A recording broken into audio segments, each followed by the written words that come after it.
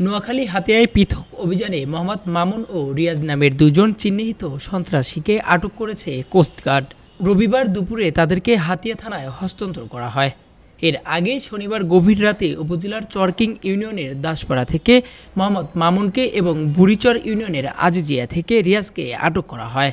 জানা যায়, আটক মোহাম্মদ মামুন উদ্দিন চরকিং ইউনিয়নের দাসপাড়া গ্রামের মোহাম্মদ তোফাজ্জল হোসেনের ছেলে ও রিয়াজ উদ্দিন বুড়িচর ইউনিয়নের ৭ নং ওয়ার্ডের জোরখালী গ্রামের আব্দুল হকের ছেলে। কোস্টগার্ড জানায়, গোপন সংবাদের ভিত্তিতে অভিযান চালিয়ে তাদের আটক করা হয়েছে। আটক মামুন এলাকার চিহ্নিত সন্ত্রাসী। তার বিরুদ্ধে ৫ আগস্টের আগে এবং পরে চাঁদাবাজির অভিযোগ রয়েছে। হাতিয়া থানায় তার বিরুদ্ধে ২১টি মামলা রয়েছে। আটক রিয়াজের বিরুদ্ধেও এলাকায় সন্ত্রাসী কর্মকাণ্ড পরিচালনা সহ একাধিক চাঁদাবাজির সুনির্দিষ্ট অভিযোগ রয়েছে। এ বিষয়ে কোস্টগার্ড দক্ষিণ জোনের মিডিয়া কর্মকর্তা লেফটেন্যান্ট কমান্ডার মোহাম্মদ সিয়াম-উল হক জানান, আটক দুজনকে হাতিয়া থানায় হস্তান্তর করা হয়েছে। তাদের বিরুদ্ধে সন্ত্রাস দমন আইনে মামলা হবে।